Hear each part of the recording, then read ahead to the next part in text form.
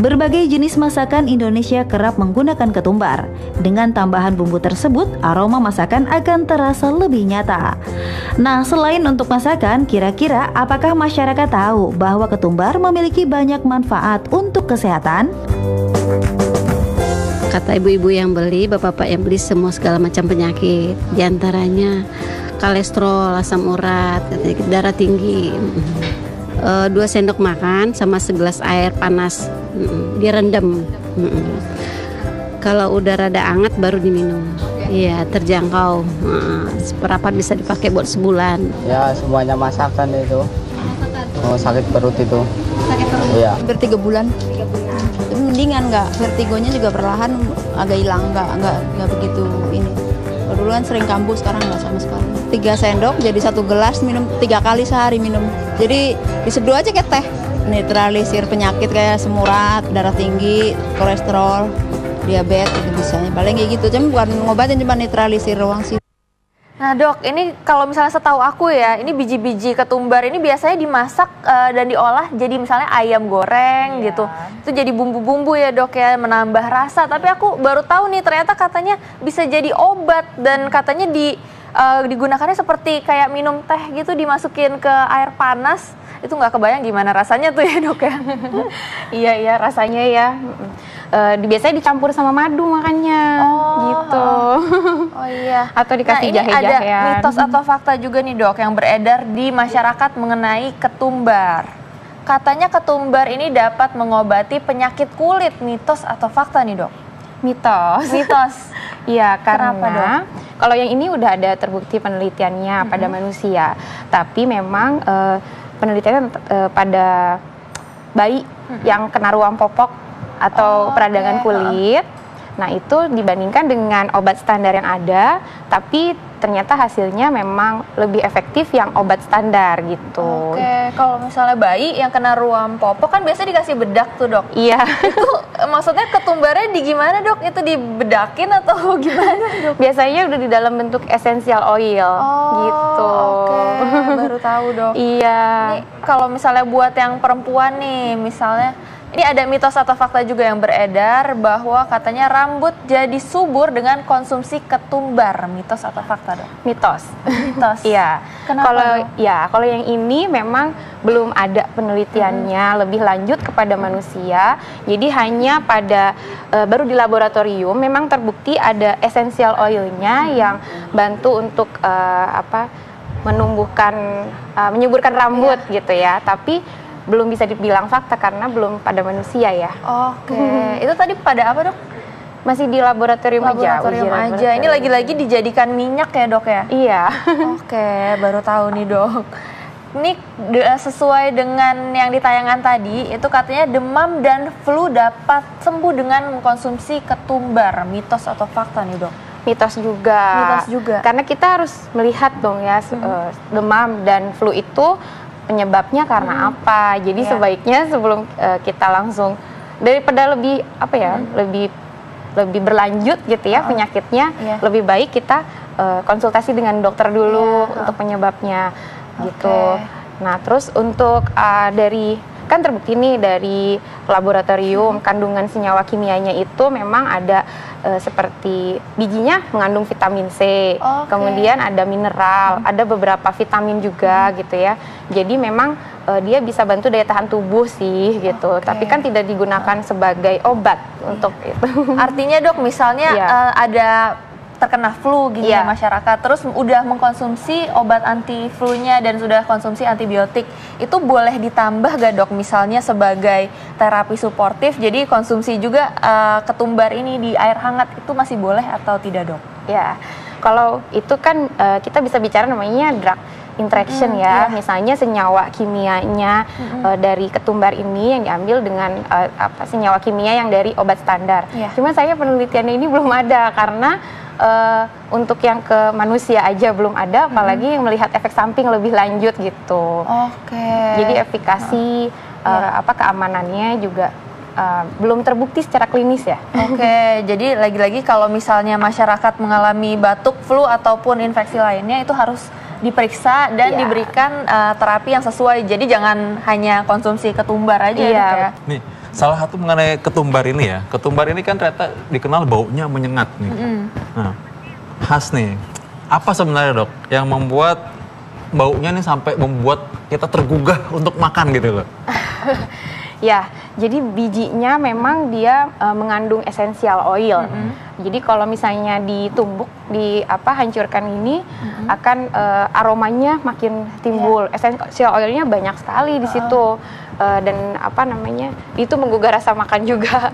Dan dia ada minyak atsirinya, jadi bikin hangat ya untuk badan. Dan ini makanya makanan itu jadi terasa banget rasa makanannya gitu. Contohnya misalnya makan ayam, tuh kayaknya daging ayamnya lebih gimana gitu berasanya. Lebih rasa ketumbar ya gitu ya. Nih selanjutnya masih ada mitos atau fakta nih dok. Katanya hati-hati kalau misalnya kebanyakan konsumsi ketumbar karena dapat menyebabkan sakit perut. Mitos atau fakta dok? Mitos. Ya. Jadi kalau makan banyak-banyak nggak apa-apa dok? Ya sebenarnya bakar seberapa banyak dulu ya. Kan nggak yang kita segini juga kita makan ya mungkin akan ada timbul efek juga ya misalnya seperti sakit perut. Tapi kalau yang dengan sewajarnya itu masih baik ya digunakan gitu. Ini sewajarnya kalau misalnya jadi bumbu mungkin nggak terlalu banyak ya dok. Tapi kalau misalnya yang sewajarnya seperti yang tadi juga ada yang bilang bahwa ini dimasukkan ke air hangat lalu dikonsumsi sekitar 3 sendok. Nah itu masih nggak apa-apa dok? Ya, jadi kalau dari obat tradisional yang udah diturun-temurun gitu ya dari beberapa generasi, memang caranya seperti itu. Jadi diminum sebanyak sehari 3 kali. Dia 1 atau 2 sendok ketumbarnya direbus, air rebusannya itu yang diminum. Dan itu masih nggak apa-apa dok? Ya, sebanyak itu. Ya, karena itu ternyata terbukti itu secara tradisional, tapi secara klinik kita belum bisa lihat efikasinya. Tapi yang penting aman ya, kalau mau boleh, kalau enggak juga sebenarnya sih nggak terlalu ngefek gitu ya. Yang penting jangan dicemil-cemil gitu sebagai cemilan. Tadi ngomong-ngomong nih, selanjutnya nih mengenai tadi udah ngomong mengenai ada yang suka ngerebus air. Nah katanya ini ngerebus air dengan ketumbar ini punya manfaat untuk mata menjadi sehat. Mitos atau fakta? Ya, menjaga mata sehat fakta dong ya, karena kan menjaga bukan untuk mengobati penyakit mata, karena dari bijinya si ketumbar itu dia mengandung vitamin A. Fakta dong ya. Fakta ya, menjaga hanya menjaga bukan untuk mengobati dan sebagai pengganti obat. Vitamin A-nya kandungannya sendiri itu cukup besar atau gimana dok? Kandungan vitamin A-nya ya memang berbeda-beda ya setiap tanaman herbal, misalnya di wortel ataupun di herbal yang lain gitu. Tapi di sini dibuktikan secara uji laboratorium dia ada vitamin A, beta karotin, vitamin C dan ada antioksidan gitu. Jadinya membantu menjaga kesehatan mata. Agar matanya sehat nih harus konsumsi seginikah dok atau misalnya cukup untuk dijadikan bumbu saja dok? Kalau untuk itu untuk belum ada penelitiannya secara klinik untuk dia dikatakan berapa banyaknya. Itu kan hanya untuk konsumsi kita sehari-hari ya, berarti dia bisa sebagai penyeimbang gizi lah ya. Nah, jadi dia ada gunanya lah gitu ya. Ada gunanya. Jadi bukan sekedar penyedap rasa dan membuat rasa menjadi gurih, tapi emang ada sedikit ya fungsinya untuk menjaga. Oke, ini bagus banget berarti ternyata.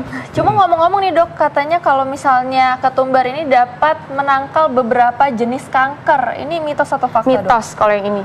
Ya, karena dia belum ada pertama tadi penelitiannya secara uji klinik atau pada manusia, jadi dia tidak bisa walaupun dia tidak bisa dibuktikan gitu ya secara klinis kandungan yang untuk antioksidannya atau anti karsinogeniknya dia Belum, masih di dalam laboratorium lah, belum dibuktikan. Iya, iya. Ya karena beredar di masyarakat juga bahwa ini katanya punya anti kanker nih gitu ya, berarti mitos berarti. Iya. Oke, ya. Ini kalau misalnya, ini kan baunya menyengat banget nih dok, kalau misalnya yang punya bau mulut terus dikunyah-kunyah, katanya itu baik nih dok, bisa menghilangkan bau mulut ya.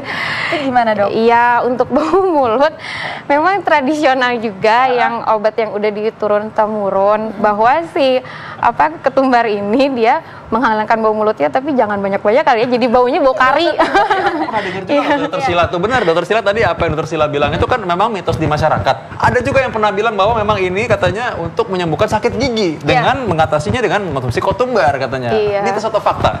Mitos. Mitos juga. Iya. Jadi orang-orang yang suka ngunyah-ngunyah ketumbar itu berarti nggak ngefek sebenarnya ya? Kan harus dilihat dulu dong penyebab sakit giginya itu karena apa? Bisa karena dia emang ada giginya bolong kah gitu ya, atau ada bakteri peradangannya disebabkan. Jadi lebih baik ke dokter gigi aja. Salah satu penyebabnya mungkin giginya juga bau mulut juga karena mungkin giginya ada yang busuk juga. Dan kalau diperparah dengan kita makan ketumbar, jangan-jangan nyampurnya baunya tambah busuk baunya ya dokter Sila. Oke, ini menarik banget, dan selanjutnya kita masih punya mitos atau fakta lagi nih sekarang. Nah, katanya konsumsi ketumbar ini secara teratur dapat mengatasi radang sendi. Mitos atau fakta? Mitos.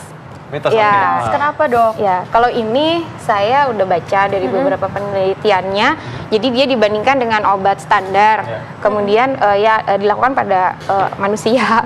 Nah, terus ternyata tetap lebih efektif yang obat standar itu. Jadi tidak bisa menggantikan ya obat standar. Nah, bagaimana kalau dipakai sebagai tambahan saja misalnya? Dia minum obat juga, tapi ini meringankan juga nggak? Gitu? Meringankan.